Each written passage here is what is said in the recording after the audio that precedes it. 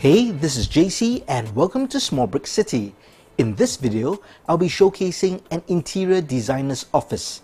This MOC was featured in my two-part series where I showed how to build a Lego office MOC from start to finish in real time. If you haven't checked out those videos, you can check out the link in the card above or in the description below. If you did not sit through and watch those videos, I understand because they're rather long. I was, after all, building the MOC from start to finish in real time. So check out this video here as I'm going to give an overview of the completed build. I did make some changes and improvements since the last time, so I'll cover the changes here as well. But first, let's meet the owner of Brickstar Interior Designers.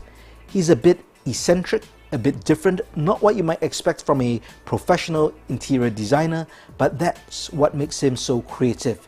His name is Robin. Hi Robin. One day, Robin was on his way to work and he was about to open up his office. However, he noticed a shopping cart by the side of his office. He investigated it and checked it out. It was just full of bottles and various random items. Let's have a look at the shopping cart over here. It's something you might expect to find from a Lego supermarket. Robin decided to investigate further and went round to the back of his office. And he noticed his water fountain feature. And there was something round and brown inside. So he went to check it out. He smelt it and promptly fainted. So let's move Robin out of the way and have a look around the office. Everything looks intact, nothing out of place. But just maybe we have to actually look upstairs, because in his display tower where he has his bed, there's actually a drunk homeless man who's found his way onto the bed and is basically sleeping here. He's basically taking it as his makeshift house, and I'm not sure what he did with the water fountain, but let's hope that Robin can get this all cleaned up, get the homeless man cleared out, and I can give you a tour of the place. And here's the interior designer's office. It is a small but modern building. It is built on a 16 by 16 stud base plate. It is built deliberately small as it is basically a teaching tool for the two videos I mentioned earlier. While small, it has got many different interesting angles, such as the recessed wall on this side, the protruding windows and door, just so that it doesn't look so flat and boring. There's texture to the build, and of course there's this very distinctive central feature of the build, which is a 3-story display tower, and there are various things inside. On the ground floor we have a little kitchenette. There's a bed here, and luckily the homeless guy is off it.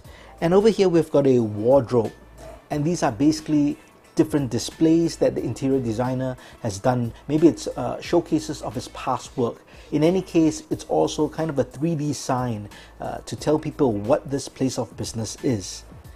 If you look all around the edges of the build, you can see there's a lot of greenery, and that's to break up the shape and also to add color to the build.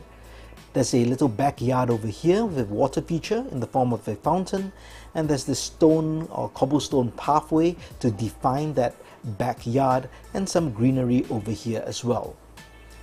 The roof is modular in style in the sense that I can remove it, but I did make a change to the roof. Originally I had a skylight which was pretty big, and it was actually a door frame and extended all the way to the front of the build, and I didn't really like that. I do like this straight long edge for the front of the build because it's nice and clean. So what I did was I changed out the large skylight and made it the smaller one with a standard 4x4 window. Now I've taught how to build skylights in a previous video tutorial, and you can check out the link in the card above or in the description below. All around the edges of this roof I use modified rail plates so that it looks like gutters. It also helps break the thickness of the roof and give it some dimension so it's not just one thick block. So I'm pretty happy with the way it's turned out. A little cat, of course there's always a cat trapped on the roof, and a small air conditioning unit. As mentioned, this pops open like this. And you can see the tiles as well as the jumper plates over here that held the roof in place. Let's have a look inside the interior designer's office. The interior is small, but it is detailed. Notice over here there's a kind of a trophy or an award as well as a newspaper clipping, and that's because Robin is an award-winning interior designer. So that's his award, and that's a news feature that featured him when he won the award. Over here, this is the main door, and when you come in, there's a sofa for clients to sit down to discuss projects. There's a piece of artwork here in the form of a colored palette, which is, I think, quite fitting for an interior designer's office. The floor is completely tiled with purple and black tiles, and there's kind of a design or pattern going on, and that's again to break up the monotony of the squarish build, to give some color and pattern to the interior of this office. On this side we have the workstation. There's a computer, a glass table, an envelope, a coffee mug and a chair. And of course there's a door which opens to the inside that leads out to the backyard. And that's basically it, a very small office. There are doors, as you can see. There's a door over here, and that's to access the display area, to change out the displays if needed. And to open this door you would have to move the sofa, but that again makes sense, I think, in the context of the build.